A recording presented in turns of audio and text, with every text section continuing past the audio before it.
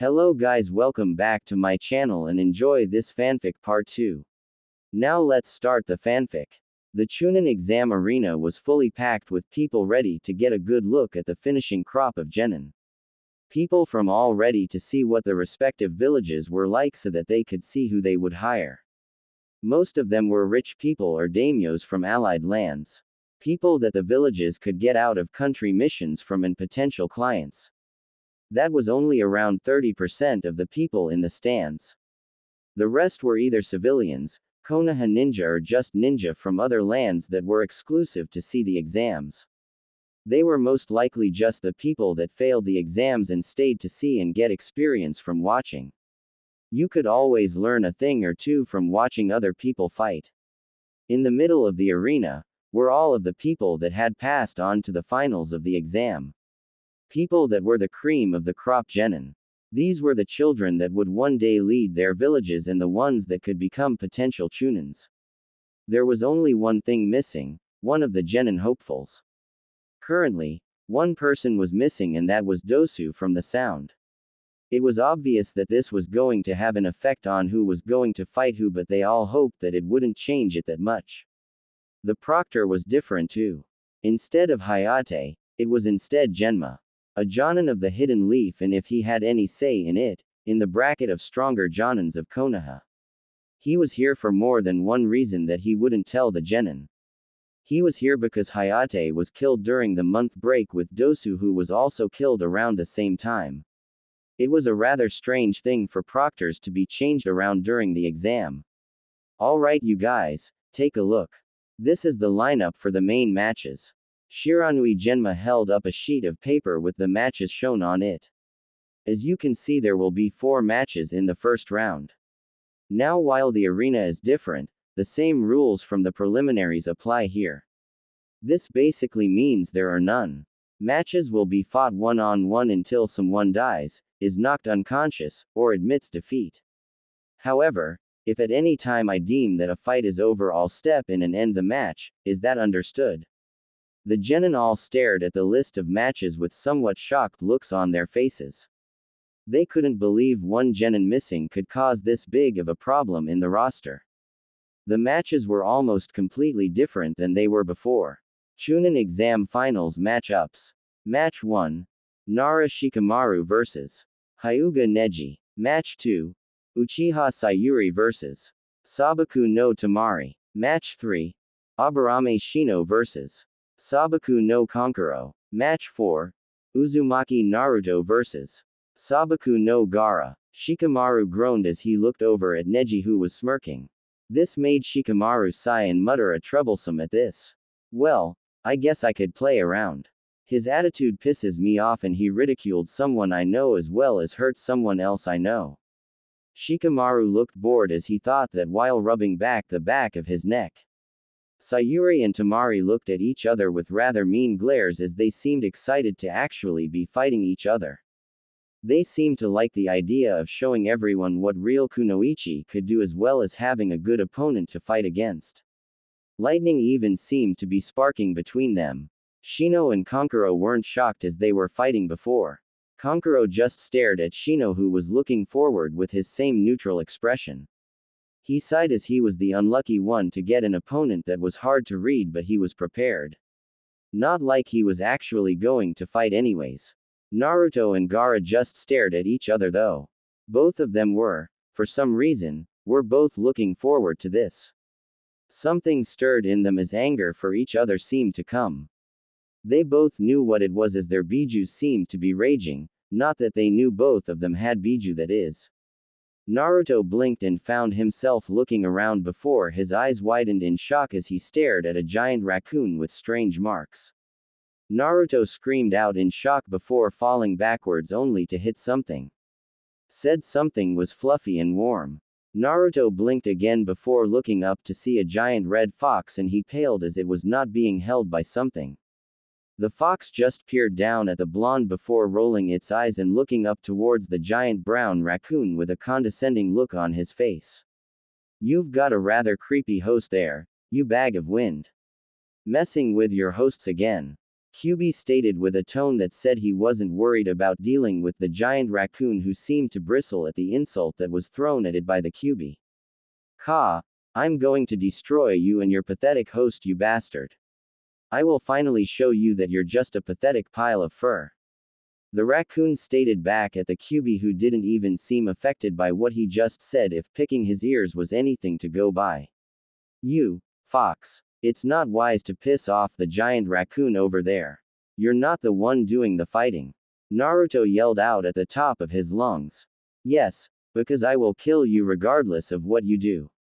A neutral, bloodthirsty voice came out and Naruto turned to look, to which he noticed Gaara. Yeah, right. Just because you're strong doesn't mean I'm not going to kick your. Even if you have an oversized plush doll, I'll still win. Naruto said confidently as the Shukaku screamed out in annoyance while the Kyuubi laughed at the insult at Shukaku. Grr, your host seems to be as arrogant as you are, Kurama. Just because I'm the one tails doesn't mean I will lose to you again. Shukaku growled out, to which the Kyuubi just glared at Shukaku in anger. Naruto blinked at this before looking at the two of them with confusion. He had no clue who Kurama was. Do not say my true name, you crazy bastard. You do not have the right, you pathetic bag of crap. If I was free, I would kill you for that. Kurama yelled out in anger as Shukaku just laughed at this. Naruto blinked out in confusion before looking at the fox. Your name's Kurama. That's a cool name, Naruto stated with an innocent look on his face, causing Kurama to stop and look at him with a heated glare. Do not call me by my name, Ninjin. You haven't earned the right to use it. Kurama growled out in annoyance and anger while Shukaku just laughed even more. This just caused Kyuubi to glare at him even more. So where the are we? Naruto asked, not even really caring what the problem the fox had with people calling him by his name. Not that he cared about the fox to begin with. The fox was the source of all his problems after all, and he never gave him a reason to actually care about it. You're in our inner domain where the Biju can talk to each other without intervention. Think of it as our subconscious area where all the Biju are connected.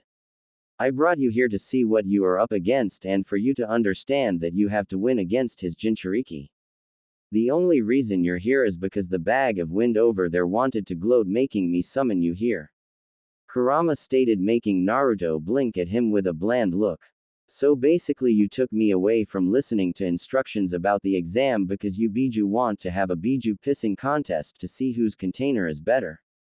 I should care why, fur ball. Naruto said with the bland look still on his face. Where's the exit? I don't want to be the center of your pissing match. You two do that yourselves. Naruto continued, making the glare at him. Your container seems like an idiot. Having no respect for his betters. Shukaku said to Kurama with some pity for the fox. Tell me about it. At least yours is respectful. Kurama responded, making Naruto twitch in annoyance. Mother, can I kill him already? Gaara asked his Biju, making both Naruto and Kurama blink. Kurama exploded in hysteria while Shukaku seemed to blush, if Biju could blush, at this. Can Biju have kids? Naruto asked, making Kurama stop laughing and stare at the blonde with a deadpan and a sweat drop. He couldn't be that stupid, could he? He didn't even know if he should justify that idiotic question with an actual answer. Naruto's question wasn't answered as pain shot through his face, causing him to return to the real world. Itai! Naruto screamed out in pain as his field of view was filled with Sayuri, who did not look happy at all. Her scowl was an indicator. Naruto tilted his head at this as he wondered why those two Biju were having a pissing contest and why he had to be involved. Now there was another reason for Gaara to want to fight him and kill him. Also, why did Sayuri just punch or slap him? What was that for, bitch? Naruto growled out in annoyance as he didn't like getting hit for no reason. Get off the field, flake. The first match is about to begin and you're in the way.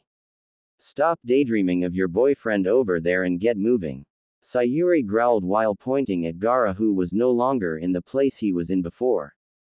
Fine, fine. No need to get pushy, Haim-chan. I also was figuring out a way to beat the Sandman, or are you worried I forgot about you and were jealous I wasn't staring at you? Naruto said with a smirk on his face while Sayuri bristled by this comment. Who the hell would be jealous? Just get off the field before I beat you up to the stands.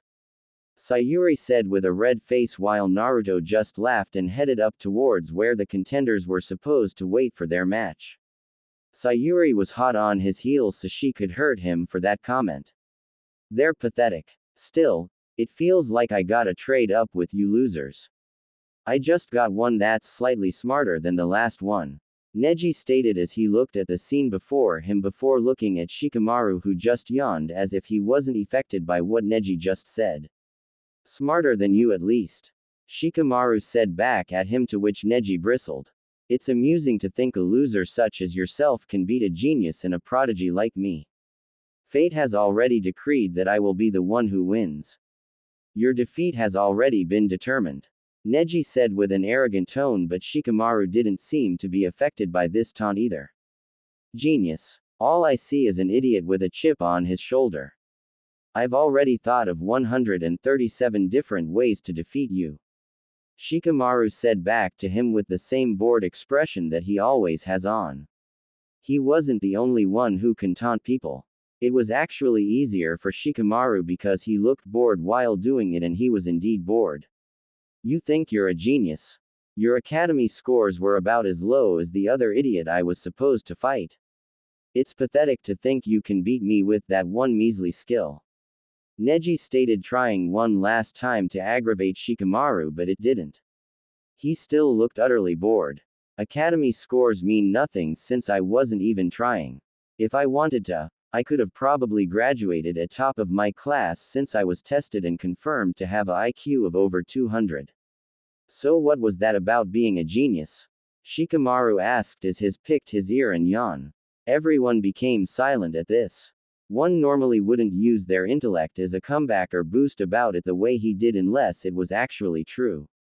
How could someone with an IQ that high do so bad in school? He didn't even seem motivated to move forward with his attitude. You're probably asking why I did so bad in the academy. It's a hassle if someone excels in school. Graduating early, raise in rank, and going on tough missions when I like to take things easy. It's a pain in the neck and way too troublesome. Shikamaru stated as he rubbed the back of his neck. Normally I don't like fighting. Too troublesome, but I can make an exception for this. You ridiculed a person I consider a good friend and hurt a former classmate of mine that's been nothing but kind and caring for as long as I have known her.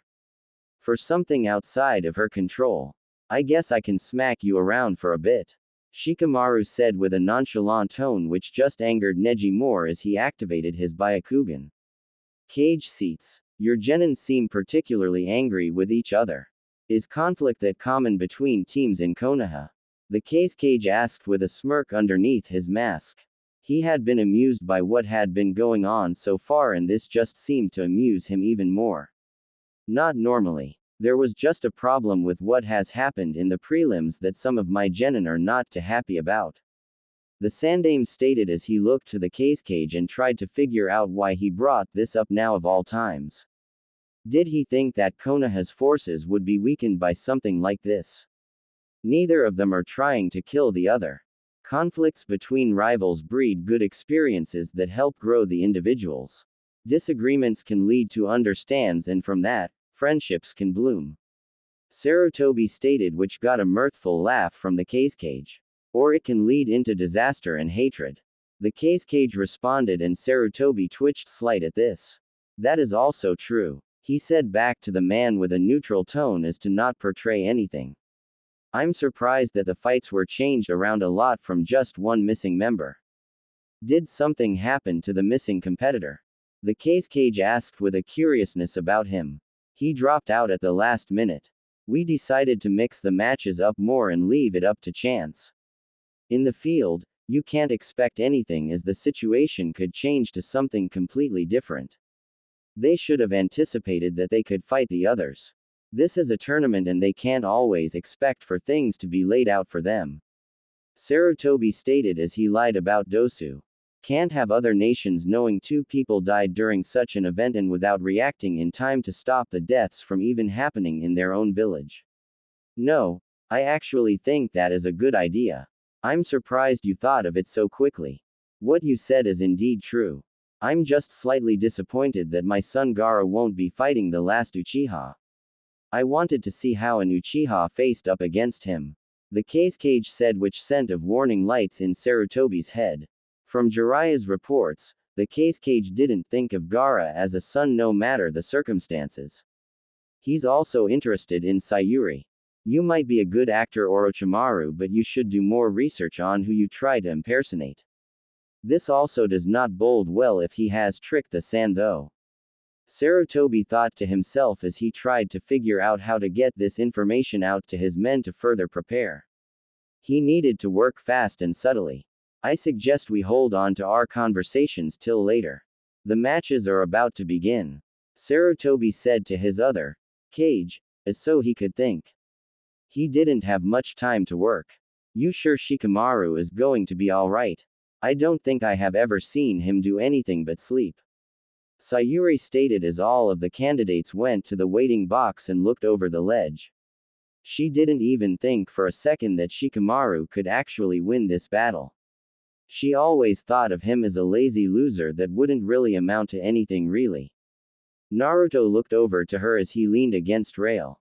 He could already tell what Sayuri was thinking towards Shikamaru.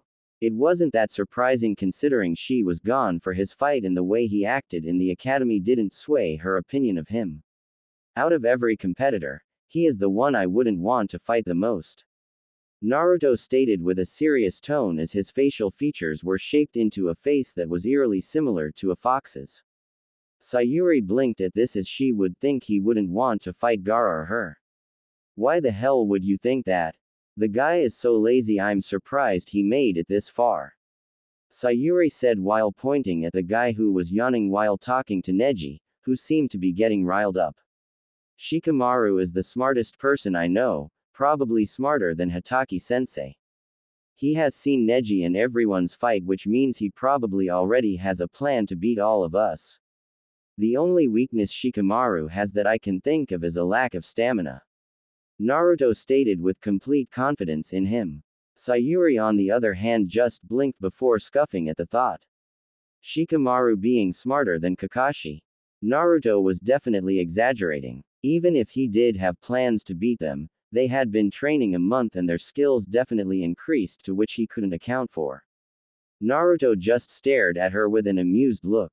She would figure out how good Shikamaru could be during the fight.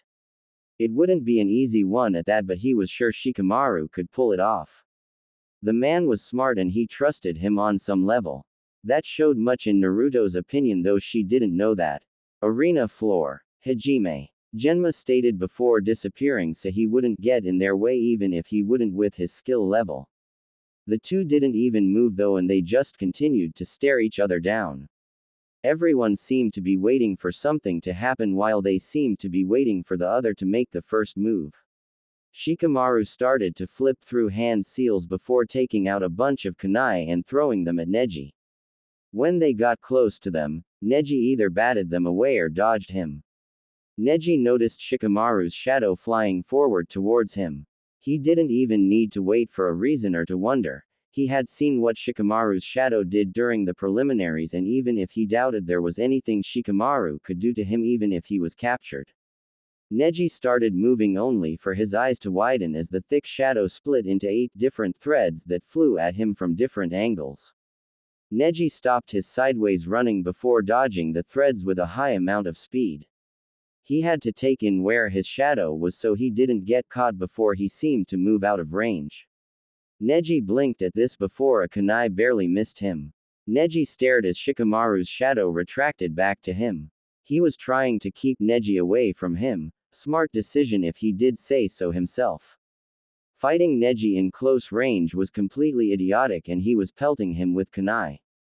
He was trying to keep him on his toes so that the stress would build up. No, he could be attacked at any second. Interesting, keeping me at long distance. You have already given up the close range battle. You do know I'm not using my Byakugan yet. Neji said with an arrogant smile. He didn't admit that he was concentrating on his shadow more than on him, which almost allowed him to get hit by a kunai. Did you think you were the only one that had a long-distance attack? Neji brought his hand back and seemed to have his hand in a palm strike-like form. Kusho. Neji stated before the air seemed to travel around something after he threw out his palm strike. Shikamaru's eyes widened as he rolled out of the way from the blast of chakra.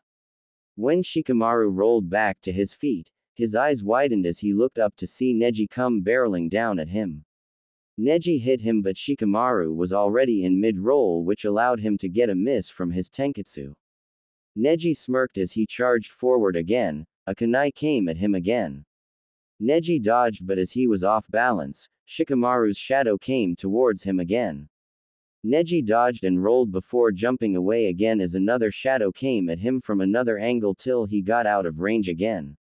Shika smirked while standing up. Man, this is a drag, but the increase in your skills is to be expected. You never used a long-range skill, but I've heard of a Hyuga skill that does have a long range. I doubt that was all you worked on though.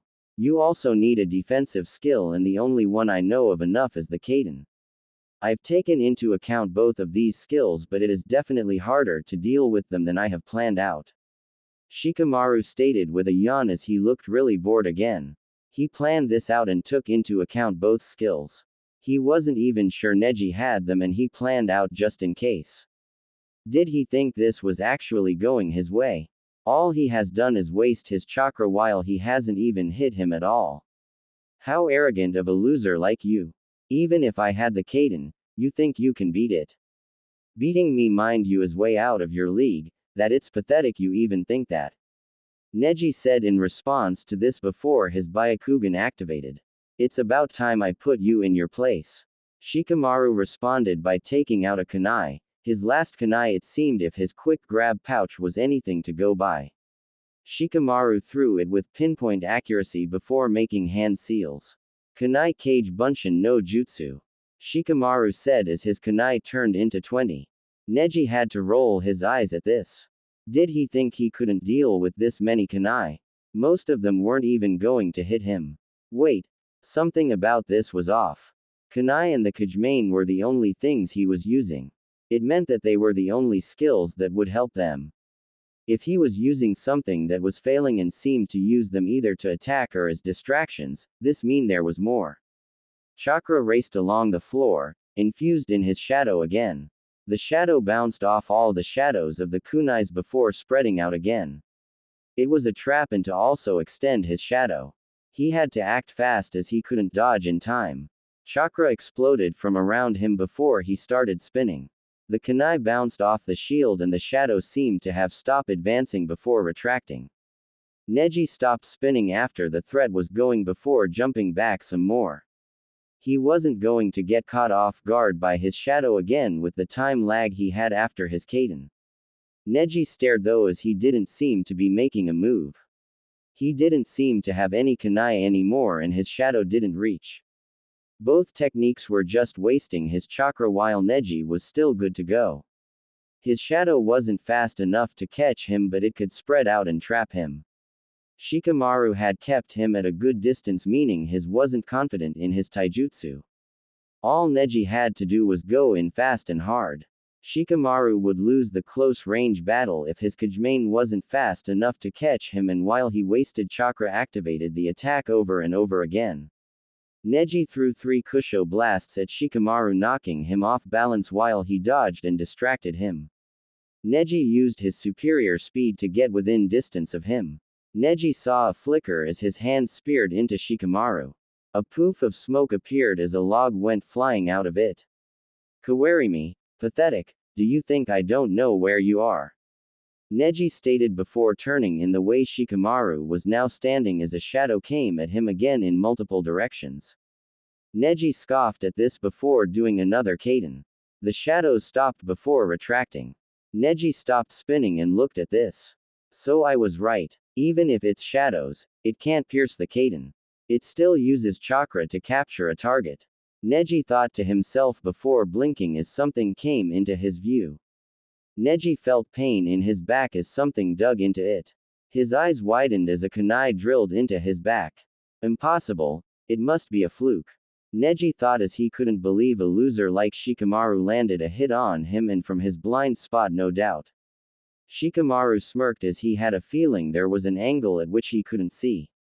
He had seen Neji react differently to one of his shadows while dodging that seemed like he didn't know it was there until he shifted his line of sight.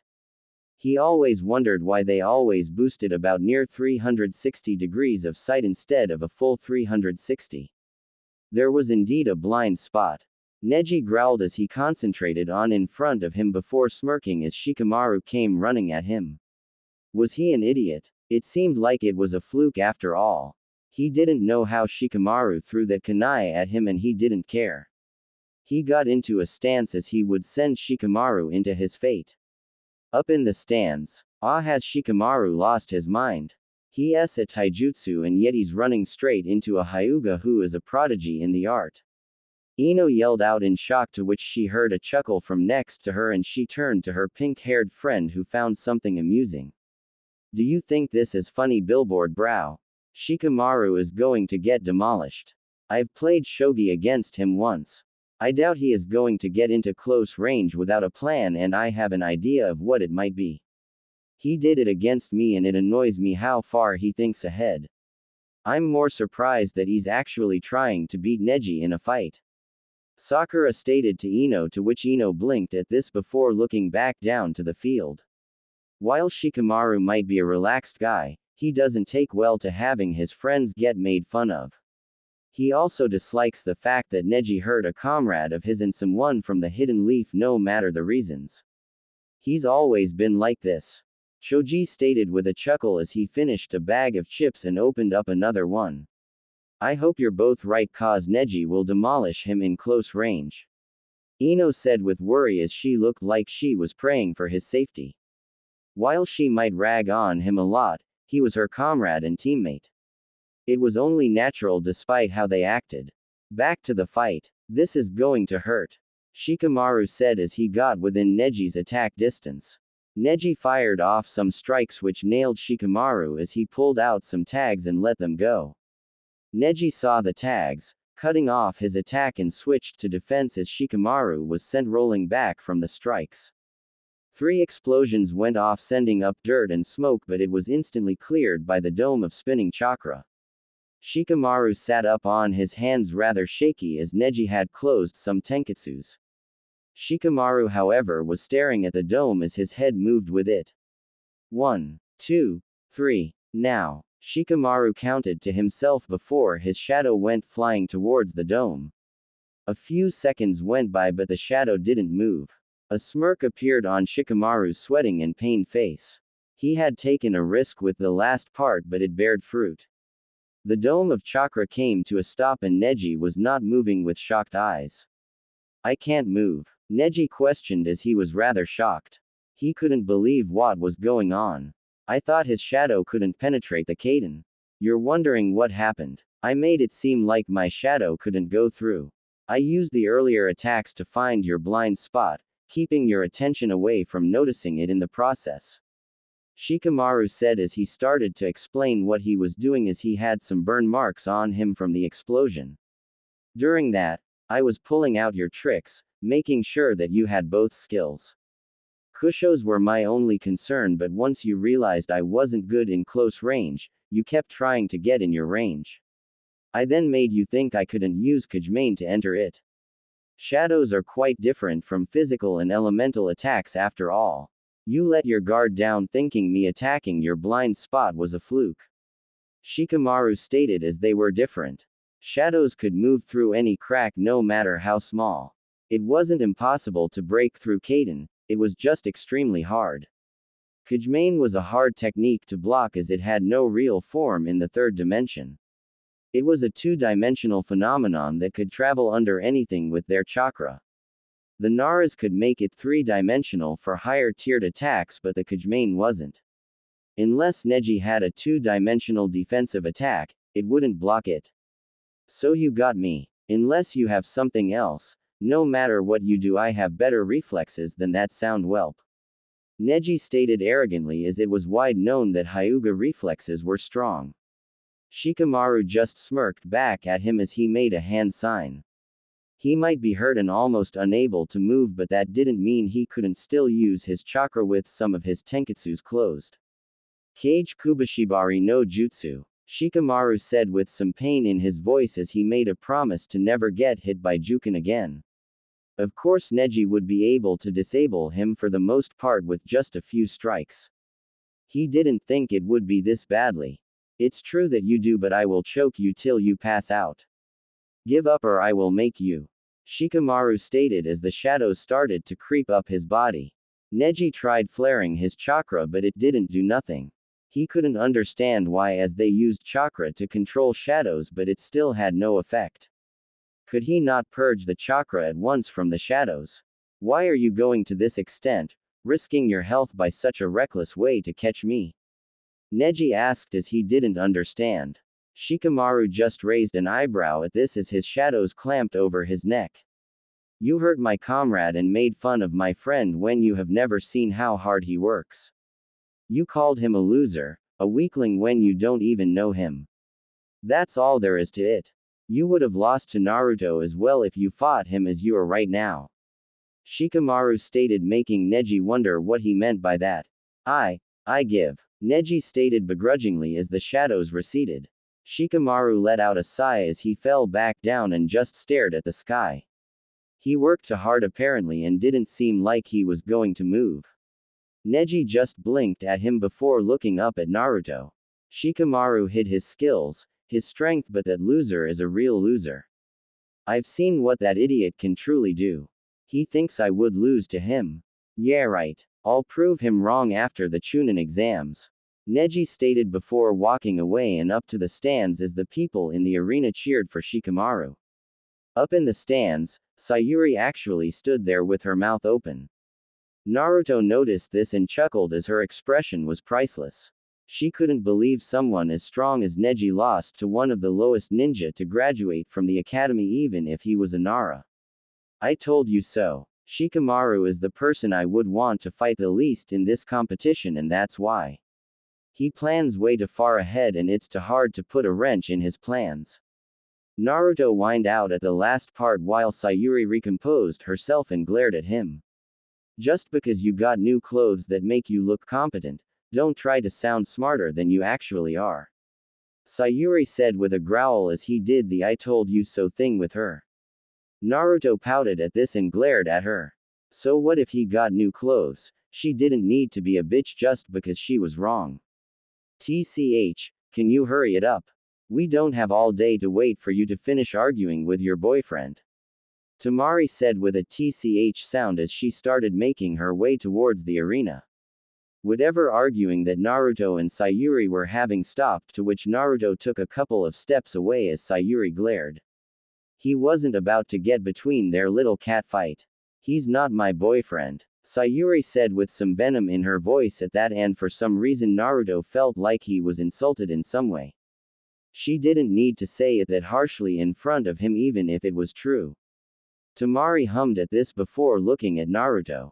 Since he was no longer in that jumpsuit, he actually looked pretty good to Tamari's eyes. He is wearing a long-sleeve crimson shirt with thick black lines down the sleeves and has a hood. It was open to reveal a fishnet shirt showing a moderate build. He is also wearing black ninja pants and black sandals that go up the shin a little over his pants. With the new clothes, he's not bad. Means the guys here aren't that bad looking in the looks department. Tamari stated as she figured if he was worth anything then she could just make him her prisoner in the coming war. Sayuri just raised an eyebrow at this as well as Naruto did, but he looked her over. She wasn't bad looking either, so he was fine with the comment. Stay away from him, you Suna hag. Sayuri bit out in defense for some reason, which made Tamari chuckle. You're surprisingly territorial over someone that isn't your boyfriend. Tamari stated with amusement in her voice as Sayuri blushed red at this. Also, what's going to stop me if I decide to make my move? The dumb ones are always the best to have as boyfriends. Easy to keep them in line. Oi. Naruto was completely ignored by the two of them. They're so mean. No respect. Naruto thought as he knelt down in a corner drawing circles with his fingers as he has a cloud of depression hanging over him. Why did everyone have to make fun of him because he ed at school and didn't seem like the most intelligent person out there? You will not touch my teammate. Sayuri said again, to which made Temari amused even more. Oh, so that's your team dynamic. Who knew that Konoha had some rather erotic teams? You and the Pinky must have some great time with him. Temari said to further antagonize her, to which both Sayuri and Naruto blushed, though in Naruto's case he was like most men and his mind went to locations in his imagination that he should probably stay away from considering his current location. Sakura, from where she was sitting, had the sudden urge to beat the ever-loving shit out of Naruto and hit someone from the sand for some reason.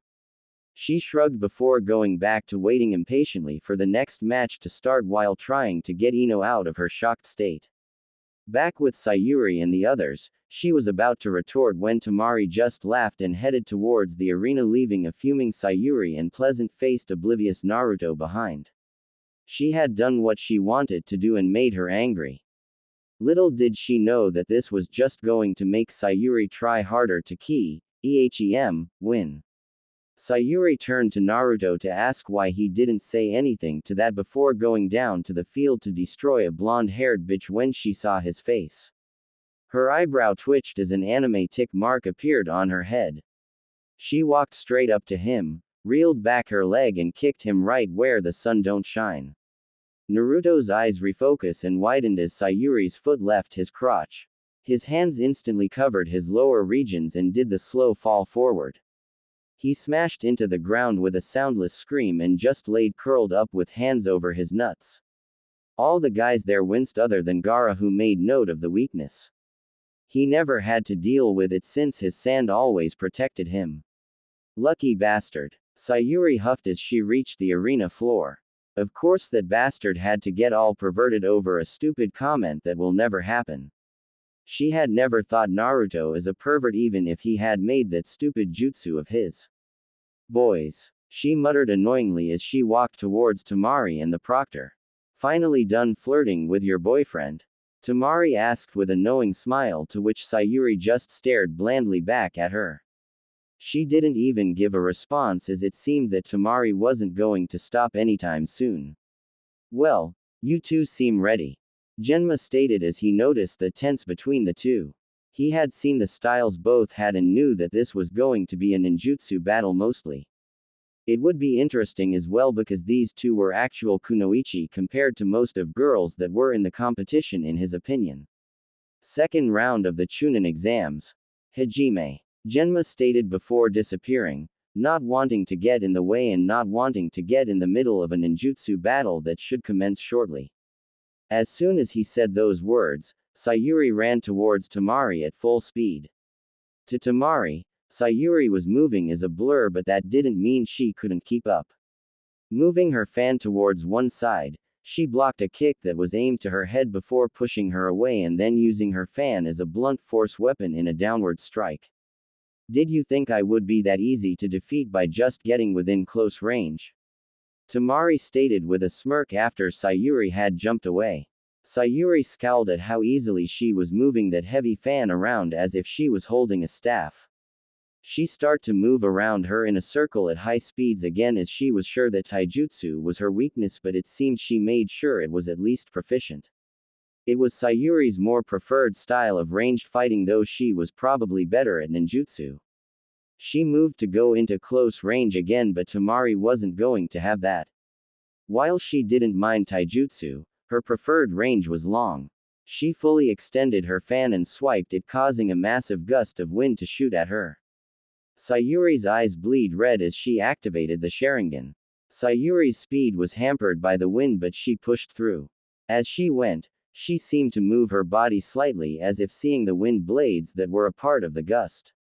Sayuri moved around and into her range before going through a couple of combos of punches and kicks to see if there was something about her taijutsu style that she could use to break through her defense. Sayuri grimaced as she noticed that Temari's taijutsu style with her fan was a defensive counter style. That meant that the Sharingan would be almost useless as Tamari seemed to react to an attack as it came. She would have to lower her speed so she could change her attack mid-sequence, but Tamari was no slouch when it came to speed, it seemed. Sayuri moved to kick her but noticed that Tamari was readying herself for another wind jutsu. Sayuri let her balance go and fell just as a futon blast went completely over her. Sayuri used her motion and spun around on her hands and side-kicked Tamari. Closing her fan, Tamari responded in kind by blocking and using that motion and power behind the kick to jump back. As she jumped back, she gathered a lot of chakra in her fan before sending out in a large area of effect futon jutsu as Sayuri was getting up. Sayuri quickly flew through hand seals seeing this and used one of the fire jutsu she had learned in the month from her clan's large library. Not that she told Kakashi she was training in them. Kaden. Goka Mekyaku. Sayuri said as a massive wall of flame shot out of her mouth and towards Tamari, consuming her jutsu and getting bigger. Tamari's eyes widened at this as it was a very large fire wall and she could already feel the heat. Shutting her fan and raising it above her head, she sliced downward and the whole wall shot to the side of her.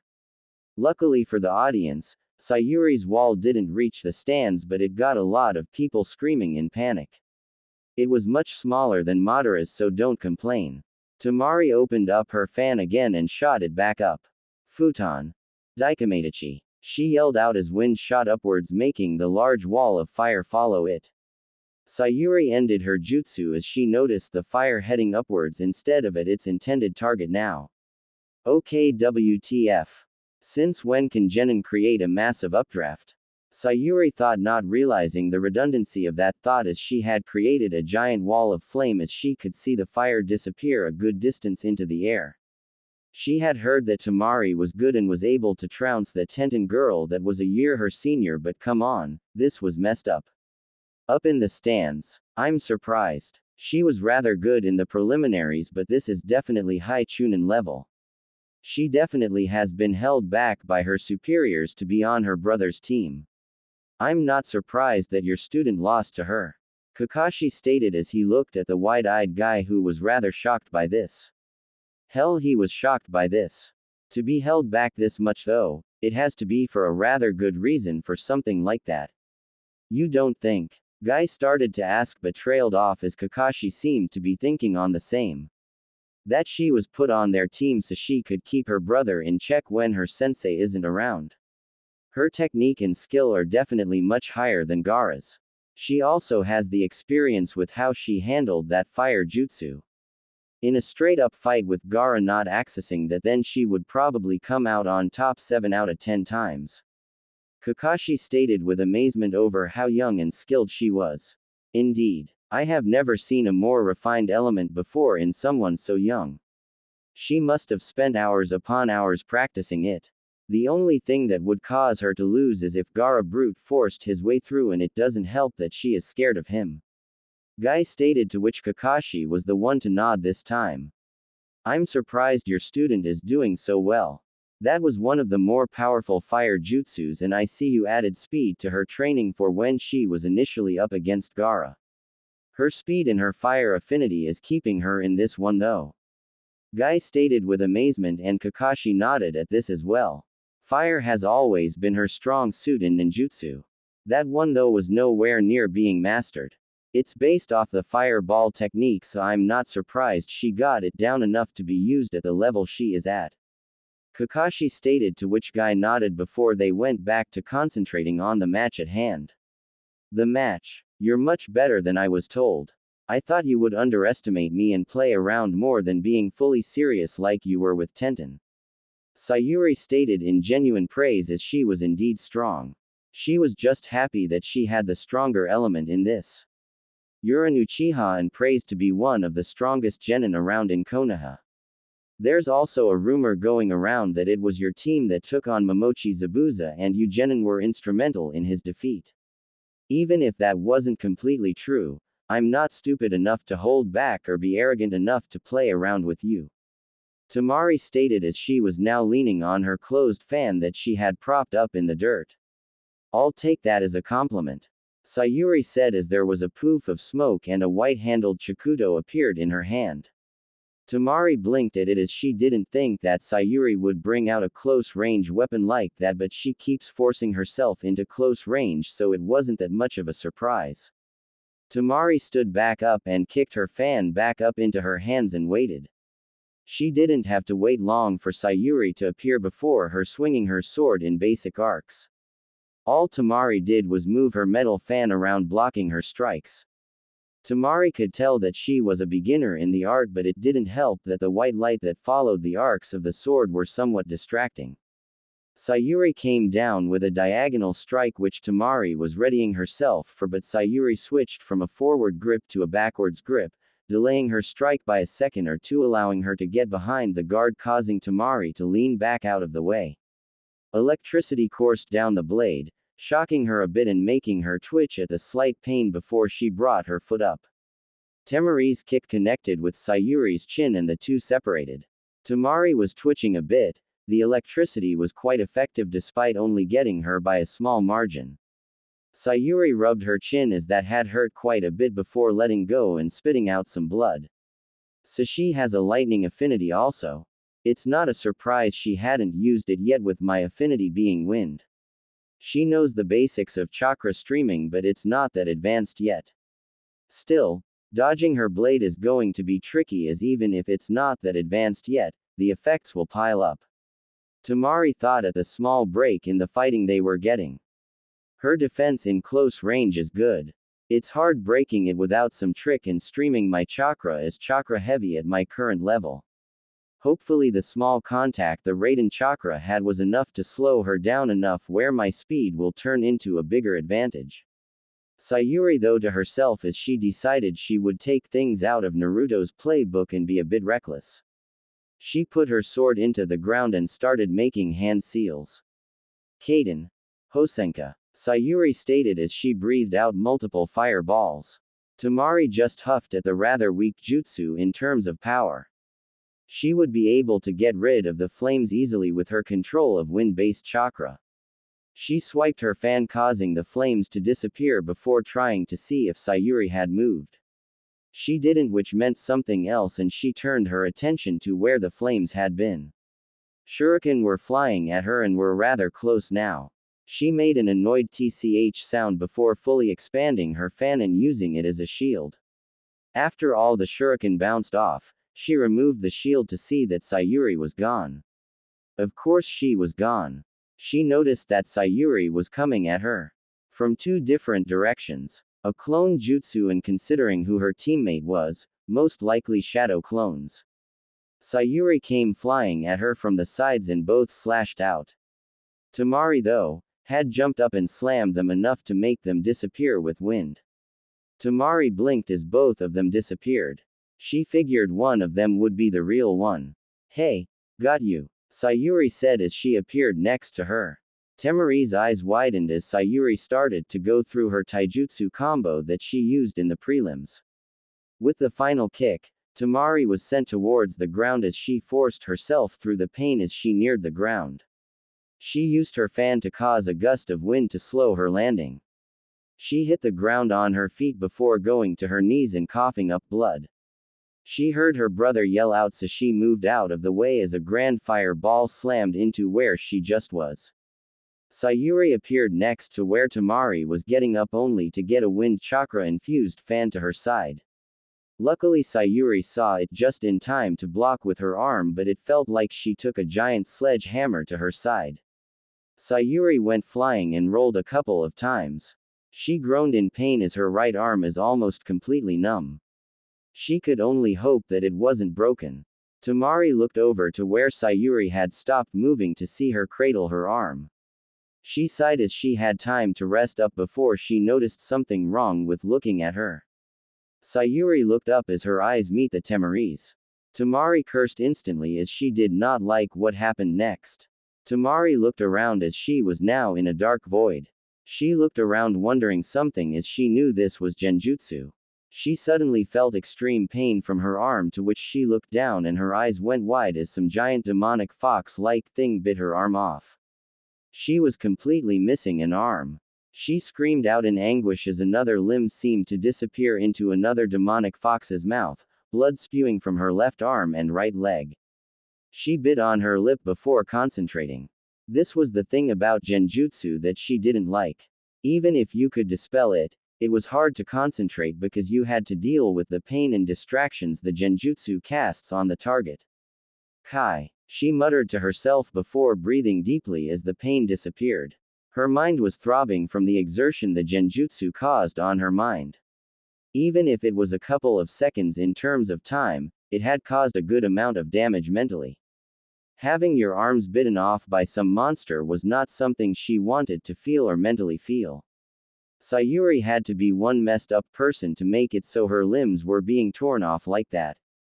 A foot suddenly connected to her face, making her cough out some blood as she rolled over, fan completely missing. She looked up as a shadow came over her and saw that Sayuri was about to plunge her sword right through her with the stance she was currently in. Ignoring the pain, she concentrated some chakra to her lungs before breathing out. A small gust of wind to Sayuri's face was enough to momentarily stop her and allow Tamari to roll out of the way. She kicked herself to her feet before backing away. It didn't really help though, as she gasped in pain as she held her head and went to one knee. She needed to end this fast as her concentration was going down. Flipping through hand seals and having one eye closed from pain, she slammed her hands into the ground. Doden. Doryukatsu. Sayuri blinked at the name of this jutsu when the ground moved up and then parted underneath her. Since when can she use earth release? Futon. Kudan. A small blast of wind was sent from Tamari into Sayuri. While it wasn't that damaging, it had enough momentum behind it to launch her from the air and into the side of the arena wall hard enough to do some major damage. Sayuri laid there groaning in pain. To everyone in the arena, it seemed like neither of them were going to last much longer with how they were going. Tamari looked to see if she was getting up. She couldn't risk using more chakra. She had to save what was left and rest up for when the invasion starts. She'd rather not use a food pill if she could help it. She didn't like using them anyways, but if she had to, she would. She took out a kunai and threw it at Sayuri's, who was still not moving. As soon as it hit her, it went right through her. Quote. Tamari stated as she realized that it was just a stupid clone. At this distance, it was almost hard to tell if it was a fake or not.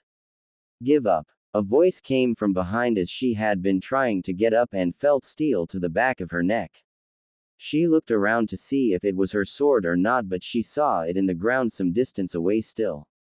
Good, that meant she had a kunai to her neck.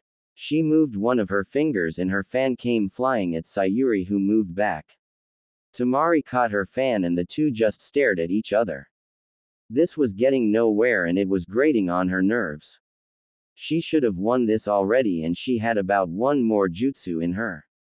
Both her and Tamari were battered and bruised already. Sayuri looked like she had gone through a blender with how many cuts she had, and Tamari had quite a few burn marks and bruises forming. Tamari is waiting for Sayuri to make the first move. Sayuri made some hand signs before charging forward. A loud screeching noise is heard as lightning appeared in her hand. Even if wind was stronger than lightning, she doubted Tamari had anything left that would beat her jutsu in strength. Tamari stared at the jutsu and readied herself. She knew that with the Sharingan, Sayuri could dodge an attack heading towards her and anticipate where she would move to dodge if she dodged early. She would either have to dodge at the last second, but the risk would be way too high. She had to calculate things at a fast rate. She had about one more jutsu to her as well. The genjutsu and damage she took would make her slower to react. She could use the last of her chakra to block and allow her time to react more at the last second, but she wasn't sure if she would recover enough to be effective in the invasion, even if she thought it was stupid. She also had taken more damage physically than her. While she might have done a lot, Sayuri was more physically able to keep going and last longer in taijutsu than her. She was able to make Sayuri use a lot of her chakra and with this, use the last of her chakra. She was trying hard to defeat her and render her useless for the coming invasion, but this would have to do. With her out of chakra, she wouldn't be able to do much and her body is damaged. This got rid of a warrant for Konoha even if it wasn't much towards Konoha's defense since she was a genin. Hey, being Itachi's little sister was something even if it was just that. Potential is still potential and it was better to retreat here than get permanently damaged. I surrender. Tamari stated calmly, which made Sayuri fall over and laughter to be heard from up in the competitor box. Genma appeared back on the field. He was going to anyways with the Chidori being shown and would have stopped Sayuri from killing her. Winner of the second match, Uchiha Sayuri. Genma announced as Tamari walked away still holding her head which was still throbbing. She needed a rest. Genma chuckled as Sayuri twitched in annoyance at the abrupt end to her match. She created the Chidori for it to come to absolutely nothing but waste her chakra. Genma just shook his head at the idea of Sayuri even knowing it. He wasn't going to let Sayuri kill the Kage's daughter anyways, but still. At the point in the match, it was a good move as Tamari couldn't move well enough to dodge it, and with the Sharingan, Sayuri would follow her or dodge a counter-attack. It was a smart move to retreat on Tamari's side then try and go for a win in unsavory conditions. Sayuri grumbled at this as she made her way back to the competitor box after resealing her sword. She was miffed as she had wanted to use the jutsu that took her almost the whole month to get and work to a combat-ready state.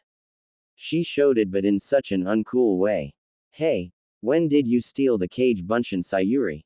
That's my jutsu, damn it. Naruto said despite wanting to laugh at her for how her match ended, but this was more important. We sparred all the time after wave and you spam the crap out of it. How could I not have stole it? Still, it's better in my style since I use it better. Sayuri said with a smirk on her face as Naruto started going off on a rant. She just chuckled at this before walking over to the wall and unsealed a rather big scroll. She unraveled it and sat on a large seal. As soon as she did, she started to feel better as she activated the Fuinjutsu. She would never admit it, but the idiot was good at Fuinjutsu if he could do something like this. Now if he could just make the seal heal her faster, it would be much better. Oi, I told you to use that in an extreme situation, not here. You're wasting my hard work, damn it. Naruto yelled out as he finally noticed what was going on as he looked over to her as she had a yellow film of chakra around her. He muttered something about inconsiderate ravens and not listening to instructions. He worked on that for a week and only produced one. Bitch. You ready to go? The white-haired Sannin stated as he looked at his little escort. He would have brought Naruto along but he couldn't at the moment. The raven-haired Uchiha looked at him as she had just walked up to him. A determined look on her face rather than her usual arrogant smirk. She would find this Tsunade and have her save him even if she had to force the old female Sannin to do it. She wasn't about to let Naruto die after what happened. Rewind to a day earlier.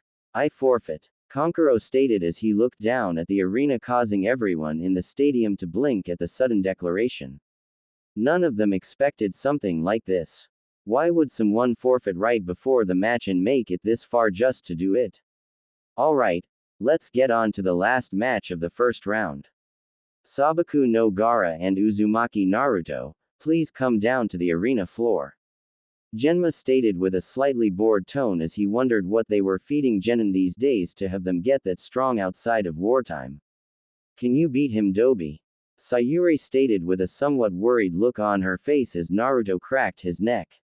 It was probably one of the few times that Naruto actually had a serious expression on his face.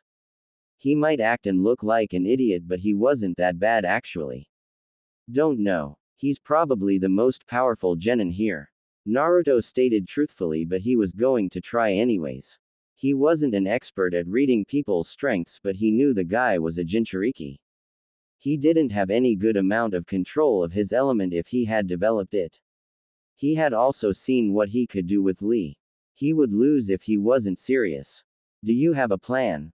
Sayuri asked as he would need a plan to get through Gaara's defense. Kakashi gave her the play-by-play of what happened during Lee's and Gaara's fight. Even she didn't like what she was told and was weary of him. Nope.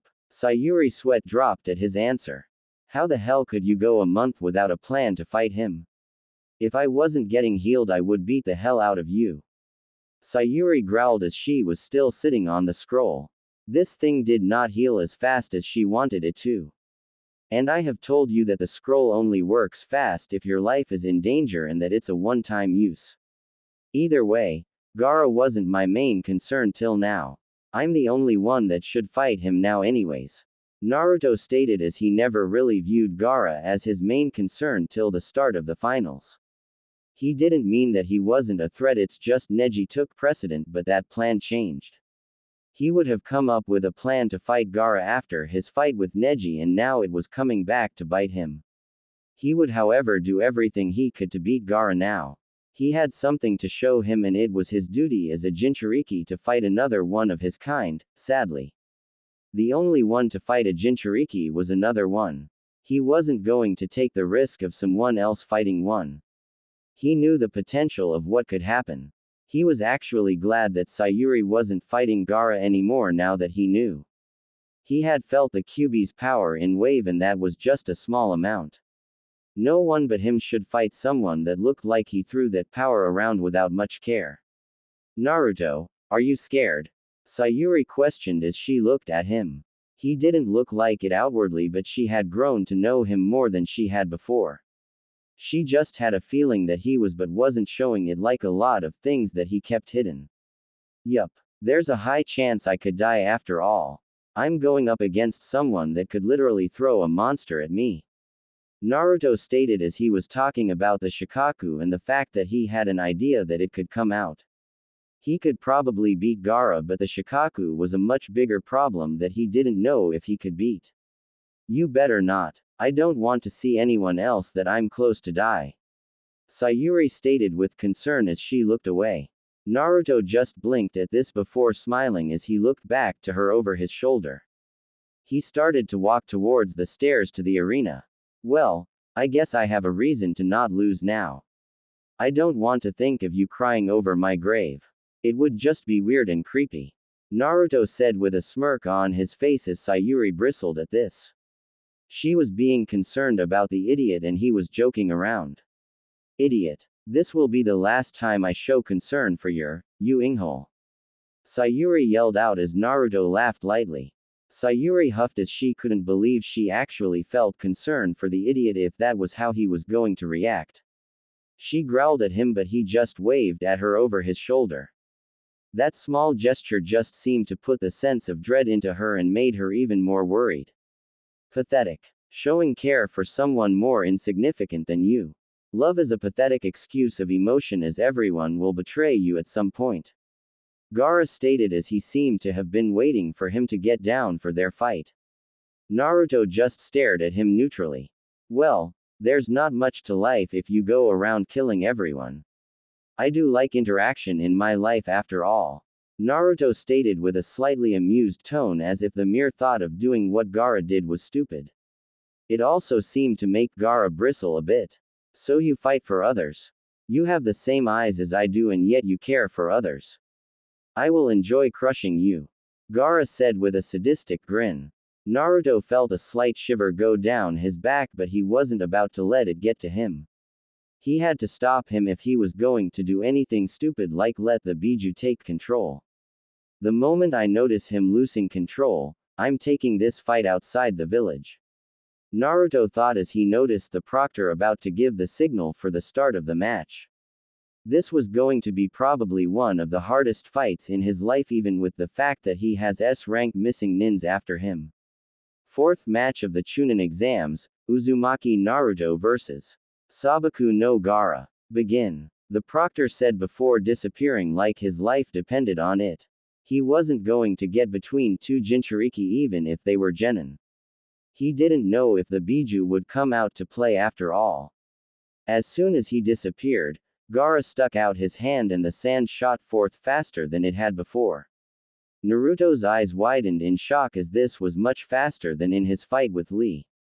Naruto jumped back with a good amount of worry plastered on his face. He had thought about the speed of his sand, but it getting faster with the direction and intent from him. He didn't think it would get faster with his intent behind it. Naruto hit the ground before flipping up to land on the wall behind him as the sand smashed seconds behind him on the ground. Within seconds, the sand came at him again. Naruto speed through hand signs as the sand got closer and closer. Just as the sand was about to hit him, the sand was blown back as lines of electricity arced around him. Raiden. Koboe. Naruto said as the sand was scattered around him. Naruto sighed in relief as he saw that it worked. Ha! I got it to work this time. Naruto thought with a laugh as he had never got it to work before.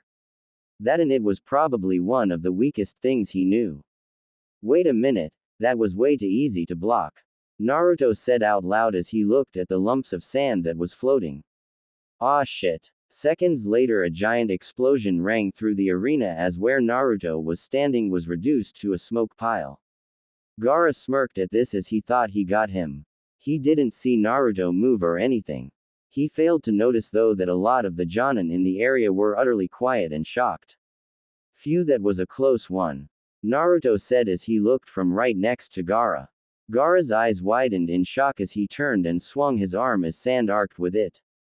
The redhead stared in shock as Naruto was definitely not where he was just a second ago. Despite not moving, you react well. Naruto said from a good distance away. He really had no clue what he was doing, but that was a good test of the waters.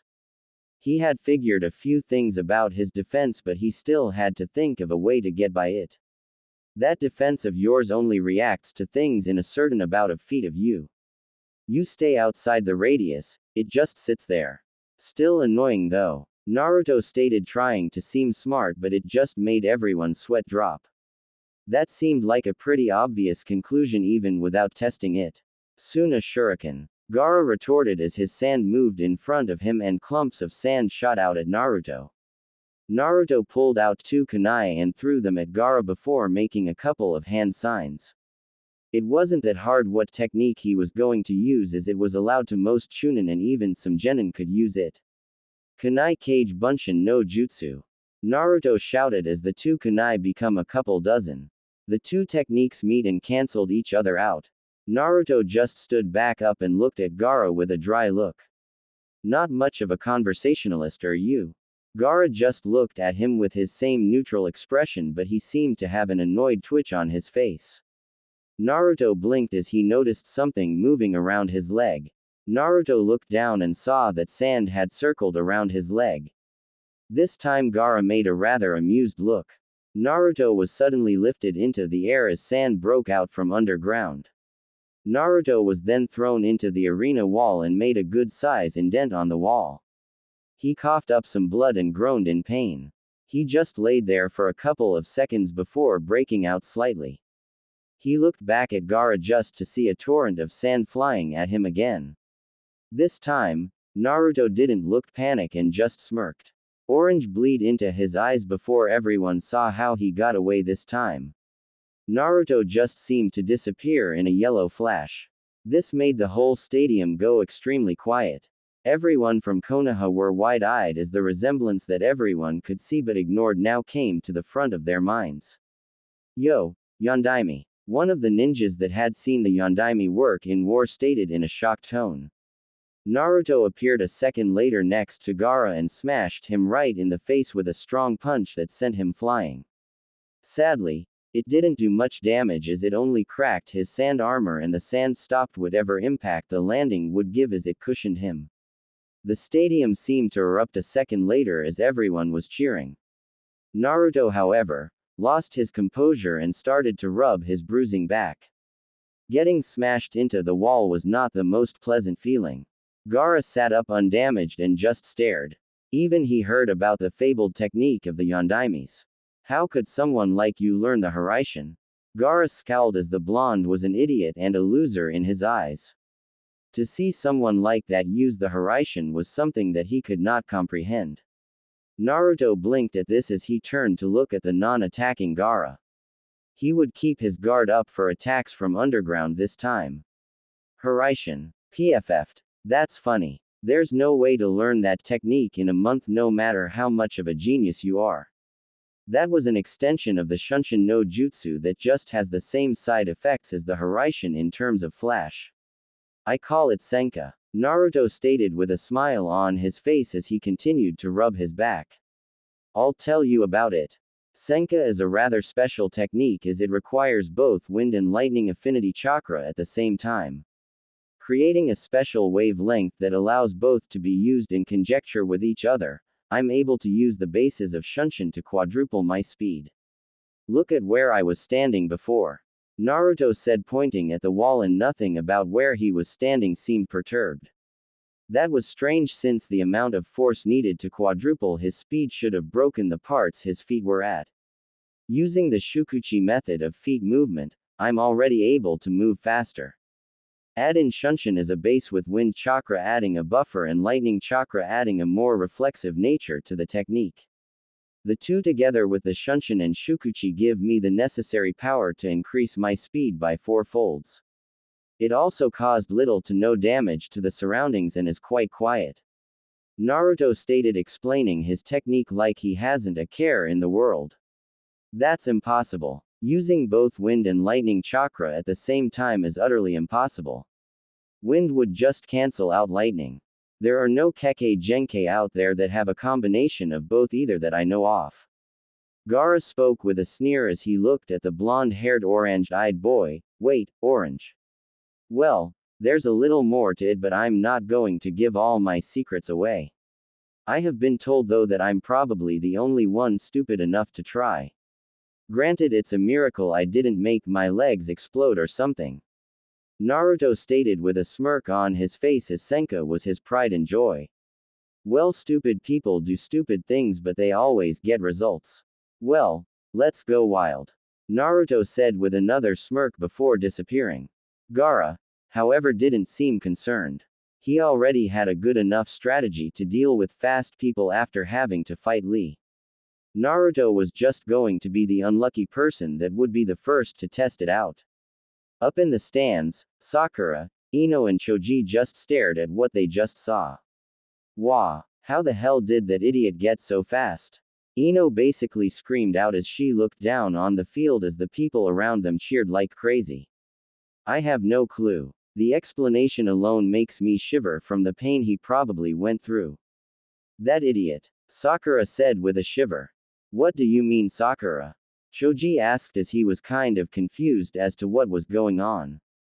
According to what I have read, using 2 affinities at once is a massive strain on the body even for Jonin.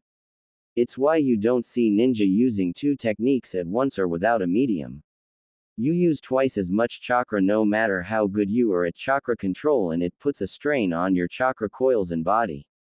That's why you see different element techniques go one after another, because it's almost impossible to do at the exact same time. Sakura stated with a shocked tone. What about Kekkei Genkais? They use 2 elements at once. Ino asked with a tone of wonder. They don't use 2 elements at once. They create a new singular sub-element from 2. The problem is when you release a technique, you're releasing a hold on your chakra. You have the potential to lose control of the built-up extra element you had prepared, which would deal damage to yourself. However, a Kekkei Genkai makes a singular element from 2 and you only have to control 1. You have no risk of damaging yourself. Also, you need a special trait to be able to create that sub-element. Sakura summarized what she knew on the subject. Good studying, Sakura, though almost everything you just said is restricted to High Chunin and Jonin. Kakashi stated with an eye smile. I may or may not have asked the Hokage if I could get some help in my training since you were gone. Sakura stated with a sheepish tone. It's fine, Sakura, as long as you got permission. I just hope you haven't been trying anything that will hurt you without supervision. Kakashi stated before looking down at the field again. He can probably do it easy enough because of how his body has grown. Guy stated, to which Kakashi nodded, as they were talking about his body growing accustomed to the kyubi. The kids, however, thought something completely different. It's starting back up again. Kakashi stated with he pulled his headband up.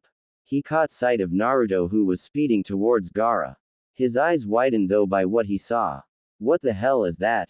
Kakashi thought as he couldn't comprehend what was going on in Naruto's body. Back down in the arena, Naruto appeared over Gaara and slammed a foot down at him. His kick, however, was intercepted as sand came up in a protective barrier. Naruto pulled his leg back fast enough where his sand wouldn't grab onto him. More sand came up to form a shield in front of the red head before spikes shot out at Naruto. His foot barely touched the ground before he jumped back, narrowly avoiding the spikes that launched at him. He skidded across the ground as a spike stopped a good inch from his face. Naruto jumped back again to get a good distance away. Naruto breathed out deeply as that was a close one. Blood fell down his cheek as he could feel cuts on both of his arms, sides and legs. This already was bad as Naruto had only punched a crack into his armor which already fixed itself and he had been through into a wall and cut. The blonde looked at Gaara and saw that the redhead had cocooned himself in a sand ball. Great. Just great. How was he supposed to get through that? Well, he had a way, but he wanted to save that for the finals. He didn't want to use it on this psycho. I guess I could give a shout out to my mom. Nah. I added and it wastes way too much chakra. That and I need to save energy for my next match. Naruto stated as he could use the chakra chains but he wasn't any good with it. He knew that he would never be good with it. The Kyuubi even laughed at him when he produced the best he could. Kage Bunshin no Jutsu. 4 Narutos appeared around him and they all charged the sand ball on multiple angles. They all moved out of the way of spikes that came at him and slammed into the wall but it didn't even budge. He did however see something. Naruto, a safe distance away, watched this and when all his clones were popped, he looked up to see a floating eyeball. So he had something that allowed him to see what was going on outside of that sand ball. He could use this to his advantage. Well, wanted to save it but here it goes. Naruto said to himself before grabbing a tagged kunai and threw it at the ball. It didn't do anything except kick up a bunch of smoke. The eyeball moved around trying to see through the smoke and it eventually moved up out of the smoke. It didn't see Naruto at all. It moved around to find the blonde but no luck. Gaara above. Temari yelled out from her place in the stands. The eye moved up only to see Naruto come down with something that made everyone go wide-eyed to see in a genin's hand. Rasengan. Naruto shouted as the smoke was blown away from the high-powered movement the technique brought. Naruto smashed into the hardened sand sphere and a large explosion of wind shot out from the impact point. Within seconds, the sphere gave way under the pressure of the technique. Once the wall of the sphere broke down, Gaara's eyes widened in shock at how Naruto broke through his defense. Gaara had just enough time to throw some sand at Naruto to move him away but it didn't stop Naruto from hitting him in the arm. Ah! Gaara screamed as the technique exploded on his shoulder and sent him flying. It was the first actual damaging hit Naruto had landed on him all match. Both of them went flying in opposite direction as Naruto's face was also in a look of pain. It's like getting hit with a sledgehammer. Naruto thought as he fly across the arena floor as Gaara tumbled and crashed into the far wall. Naruto started rolling on the ground before sliding onto his feet. He looked up to where Gaara was as the smoke cleared around him. Gaara's left arm was shredded at the shoulder and bleeding profusely. He wasn't really affected by the crash as his sand protected him again. Gaara looked up at Naruto glaring at him badly as sand started to wrap around Gaara. Naruto felt a malicious presence as a large killing intent was thrown at him. It was coming from Gaara and it was before but this was much bigger. He was letting the demon out to play. You've pissed me off, Uzumaki Naruto. Half of Gaara's form transformed into a strange look as a tail made of sand waved behind him. Naruto swallowed with a gulp as he already knew what was happening. An explosion sounded causing Naruto's eyes to glance up to the cage area to see smoke all over them. He was worried for the old man but his eyes went to Gaara who appeared next to him.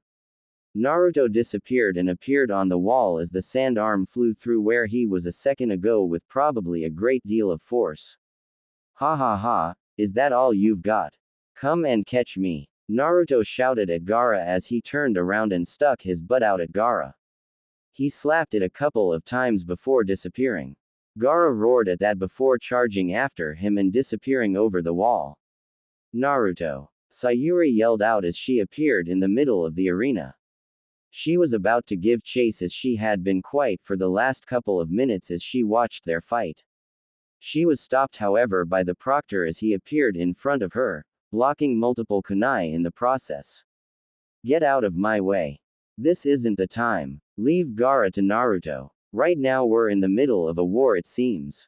I just never thought that Suna would betray us. Genma stated, causing her to look around. She noticed that everyone in the stands were falling asleep and realized that it was Genjutsu. I don't care. I'm going after Naruto. Sayuri growled out as she headed around the two, circling around them only to get smashed by someone else.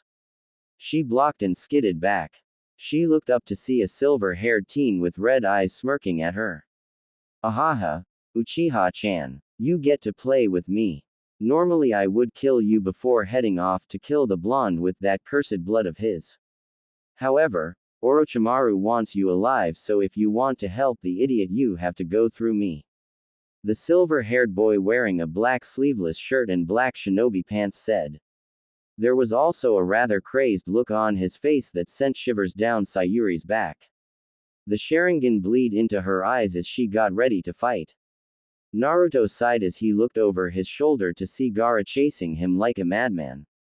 He hadn't got that far from the village yet to fight another Jinchuriki without damaging or endangering the village. He already knew this battle was going to be hard. He wasn't as strong as Gaara was. He was at another level in terms of power. Granted, that didn't mean he wouldn't have a chance to win. As long as he kept his cool and actually thought of things to catch him off guard, he could win. He thanked the gods that Gaara was a raging psychopath, as that gave him an edge of the red head. The other problem was that if he didn't end this fast, he had the potential of having to face the Aikibi. That was the biggest problem and one of the reason he was having Gaara come on this wide goose chase. He needed time to think of a plan or have enough time to pull something out of his to end this quickly. This was also very much annoying as he wasn't the thinker. He was the muscle and battering ram on the team. He would usually leave the planning to someone who could think far ahead like Shikamaru or Sakura or even the princess herself. He was one to think of things on the fly that either were stupid but effective or just downright insane but effective. He also didn't have time to see anything up for a prank, well trap, but he just liked calling them pranks more than anything. Having a homicidal redhead after you doesn't give you much time to set up an elaborate trap to catch him off guard or even wound him. He was also rather limited in what he could do against the Sand Nin.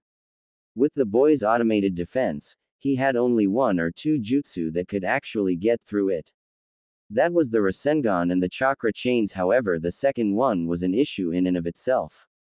He was surprised to know that he picked up the hidden jutsu that seemed to be passed down through their blood, but the problem is that the Uzumaki bloodline traits he had inherited from his mother, like their longevity and the chakra chains, got diluted. His father's blood seemed to cause the Uzumaki blood to weaken in him for some reason. It's why he didn't have the Uzumaki red hair, and his longevity he inherited was probably not at the level of an actual Uzumaki. It's another reason why he could effectively use the chakra chains. Uzumaki. Gaara roared from behind him, throwing a sand arm out, to which Naruto twisted his body out of the way. While the sand arm went inches past him, he threw his arm out. An ethereal spiked chain shoot out and missed his head by centimeters. TCH. Naruto scoffed at the miss as the chain disappeared. Me. Note to self, if I make it out of here, work on my aim with it. That and punch the living crap out of San if I do indeed die from this. Naruto growled out in his head as he landed on the branch and took off. One was pretty much his limit in combat, and his shot to actually quickly defeat Gaara was thrown out to the wind right now because of his crappy aim. Get back here. Gaara bellowed at the blonde, who sighed again, this time using a tree to block the sand from his immediate path. Alright, time to be a ninja and cheat. Naruto muttered to himself as he had no way to actually outpower Gaara unless he cheated. Sure, he had the Rasengan, but that thing was useless unless he actually hit someone with it. Granted, with his speed he did have the advantage, but it went to show that even then Gaara would counter to take minimal damage from it. Ah, this is annoying. I hate thinking about plans. I just get a headache. Naruto groaned to himself as he passed a tree. As soon as Gaara passed the tree to get Naruto in his sight again, Naruto had completely disappeared. Gaara stopped and his eyes narrowed. He roared in anger as he lost sight of his prey. Get out here, Uzumaki Naruto. Gaara roared loudly as Naruto leaned up against a tree trunk, it protecting him from the redhead's direct view. His hand was lightly shaking, causing him to look at his hand with a sigh. He could tell what this meant. Guess I went over my limit with the speed. Gaara is indeed fast in that mode. I need to switch tactics for now. Cheating it is. Naruto thought again as he smirked. He could fight dirty. He was a ninja after all, and he was always one for pissing someone off. It was funny after all, and the redhead did need to lighten up. Gaara was getting pissed more than he already was. His opponent was here, but he couldn't find him. He hated sneaking around, and he hated opponents that hide like this. Gaara's eyes widened as he turned around and swiped his hand. His sand seemed to tear completely through Naruto, only for it to pop in smoke. He turned the other way as another blonde came at him. Swiping his hand again, and his sand tore through the clone again. He growled as he could easily tell what the blonde was doing, and it just pissed him off more. He seemed to do this a couple of times before the attacks seemed to stop. Boom, bitch. Naruto said with a smirk as trunk and branch where Gaara was standing exploded. Bark and smoke went flying everywhere. Gaara fell from the smoke growling, but not that harmed by the overall explosion. He could tell that the blonde used his clones to place tags while distracting him. Hiding like this. You bastard. Gaara screamed as more sand wrapped around his body. He felt something grab one of his arms and was thrown into a tree. A second later, the trunk behind him exploded into shrapnel, slashing through his sand on speed alone as he was sent forward again as something grinded into his back. Landing on another branch after flipping over and spiraling through the air, Gaara looked up as Naruto landed on the ground. So you think you've won because of a field advantage? Not enough. Gaara screamed out as his back was bleeding badly as well, sand protecting the new wound while it healed. As soon as he said that though, sand exploded from the ground, cracking the trees and making them start to fall. Naruto looked down as a large area of the ground was now sand. Oh come on. He can change the landscape. He had the worst luck. This was just getting out of hand and fast. How was he supposed to fight on sand when he can control it all? Back at the Chunin exams arena, Sayuri was on her hands and knees breathing hard as sweat dripped down her face. Who the is this guy? He's too strong, she thought as she looked at the silver-haired teen. It was like fighting Haku all over again, but this time, nothing worked and he was playing around with her. Haku, on the other hand, just didn't want to kill them. He was just literally playing around with her. Is that all you've got, Uchiha-chan? I haven't even been trying. The silver-haired teen said with a laugh. She growled as she slowly got to her feet. This guy wanted to go after Naruto. He already had his hands full with Gaara. He didn't need this guy after him as well. At least use the curse mark. If you don't at least use it, it won't make this any fun. It will give me a warm-up before killing that blonde. The man stated, getting the full Uchiha death glare from Sayuri.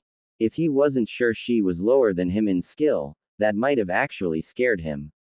Ma, what do you think you're doing to my cute little Genin? A voice came from right behind the teen, making his eyes go wide before jumping to the side. The silver-haired teen looked to see that it was none other than Hatake Kakashi with his normal eye smile. Hatake Kakashi. The teen stated with a growl as Kakashi looked at him with both of his eyes. The Sharingan making the man look just like the rumors made him. Absolutely dangerous in all rights. It's amazing. I didn't think I would actually see a member of the extinct beast clan. Orochimaru definitely knows how to find things. Still, you're no match for me though, I have to admit, you're pretty strong to treat fighting Sayuri here like a game. Kakashi stated in his normal tone that just seemed to annoy everyone it was directed at. Sayuri, go after Naruto. Right now, this boy is out of your league. Kakashi stated to Sayuri, who just glared at the man. She wanted to finish this fight and defeat him. She needed to do it to prove herself. However, making sure that Naruto is alright was much more important. She nodded at this before taking off into the direction that Naruto had been heading in before. Where do you think you're going? The teen from the Beast clan yelled out as he started to charge at her. His eyes widened though as Kakashi appeared behind him and back-fisted him in the side of the head.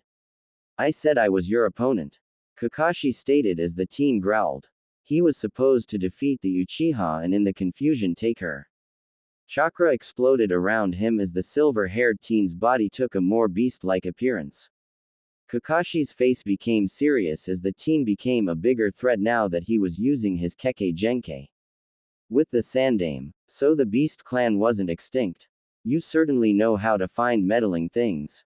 The old Hokage stated as he glanced to the arena floor.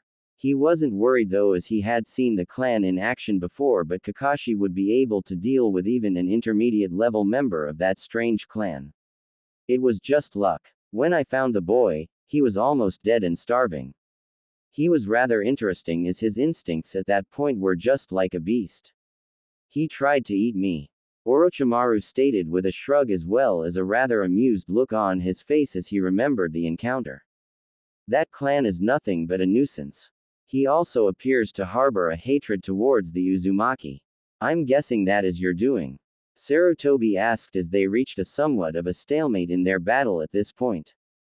They weren't done by a long shoot but they were reading themselves. I might have had a thing to do with it. I wanted to see what would happen if I told him the truth. Still, even Kakashi will have his hands full with that one. He is stronger than he looks. Orochimaru stated with a sadistic smirk on his face and Sarutobi frowned. He wasn't going to let that boy find Naruto. He wasn't ready to take that child on if what he could see was anything to go by. Back with Sayuri, she growled as she made her way through the forest. It was easy for her to figure out where she needed to go. The two running wasn't hard to follow when branches and trees were damaged. Gaara sure made it easy for someone to follow them. She suddenly stopped however as she looked around. There were 7 ninja around her and they all looked ready to fight. So the boy couldn't hold you. That or he is facing someone better than him at this moment. Orochimaru was right to have another means of capturing you. Surrender. One of the ninja stated to which she just smirked. These guys didn't seem like much but she wasn't about to go by just their appearances. Off. She stated as she readied herself. One of the ninja charged at her, obviously offended by what she just said. She noticed that they weren't on the level of the last guy. That was for sure. This guy's speed was something she could follow. She sidestepped out of the way of a strike, grabbed the guy's wrist and twisted. She almost snapped it just by the fluid movement and power behind it. She brought her leg up, twisting slightly to come down with a powerful kick. Her eyes turned to see a kick flying towards her face. She let go of the guy's arm, crossed her arms and blocked. She went sailing up, considering she was almost parallel with the ground a few seconds ago and started to make hand signs. Kaden. Hosenka. She said blowing a large amount of fireballs at them. All of them scattered away as the fireballs crashed into the ground. She landed upside down on a branch before disappearing in a burst of speed. She appeared with her feet on the chest of one with her hands pushing a kunai into the guy's neck. She jumped off and landed on a branch as the guy she just killed plummeted to the ground. 1 down, 6 or 7 to go. She stated as she made more hand signs to which she drew her hand away. Lightning burst into life on her hand. She had to hurry through these guys to help Naruto. They weren't that much, a little over Chunin level as well as the demon brothers. She could take them now at their full strength after her training with Kakashi. They picked the wrong person to deal with. Back with Naruto. Naruto was not fair so well would be the understatement of the century. Naruto coughed as he pulled himself from the rubble of a tree trunk, his eyes blue again. The bastard just loved to throw him into stuff and play around with him. That's how it seemed to be going at least. It also didn't help that he had one arm out of commission. If he was anyone else, he would be screaming in utter pain right now, what with his crush arm and everything. The bastard smashed him into the new desert he just made in the middle of the forest and tried to crush him completely. Luckily for Naruto he didn't succeed, but the hole still took an arm. Uzumaki, die, the raging Gaara said, appearing before him in his almost full-body demonic state. Naruto moved his body back enough for the strike to hit, but he was still launched backwards by the force of the attack. This shit was getting more and more risky by the second. You better not. I don't want to see anyone else that I'm close to die. The voice of Sayuri appeared in his head and he made an annoyed tch sound at this as he landed on the sandy ground again, only to flip as the sand below him tried to eat him. Why do I have to think of that bitch now? It's annoying having to think of a plan to beat him, but for me to think of her at a time like this annoys me more. It's not like she would cry if I do die anyways. He thought, dodging more sand that tried to capture him. As soon as he finished that thought though, Naruto felt a slight pain in his chest. Would she be sad? Who else would be sad if he died? He knew there would be a lot of people who would love the fact he died, but could he leave behind the people who did actually care for him? Naruto then remembered her hold him when he cried his eyes out rather pathetically. She might be a bitch, but she still seemed to care. More images of her appeared in his head before settling on someone that changed his perspective on his life. When you truly have something to protect, you'll become strong. The voice of Haku said something similar, but he didn't remember fully. What the hell was this though? Trip down memory lane. Now he had his own mind nagging on him with people he knew. Ah, I see. I care for her, he thought as he realized for the first time that he truly cared for someone. He wanted to protect her, and that was strange considering that she could very well protect herself. He opened his eyes and they bled orange, but this time, they accompanied something else. Naruto, I'll tell you this right now. Never use that, and I mean never. Senka is already dangerous enough considering what it does, but less risky as those are your natural affinities. You made something completely reckless with your Fuinjutsu. I don't even want to think about what that could do to your body if you use that fully when you have nothing that aligns you with that side of things. This time, it was the voice of Jiraiya, and Naruto sighed as he was going to do something stupid. Sorry Ero Sanin. Looks like I'll be taking that step forward. Naruto said as he didn't even seem to care about the sand now creeping up and flying at him as he stood in one place. Lines started to trace down his body in some kind of tribalistic fashion. Senka. Tazagare Onmyo, Flash Blossom. Twilight Yin Yang, Naruto muttered as his body felt like it was on fire as his body was engulfed in black and white chakra. Cracking could be heard as Naruto's destroyed arm is fixed as he was now moving it. Gaara stared in shock at what he was seeing before Naruto disappeared, and the next thing he knew he was plowed into the ground.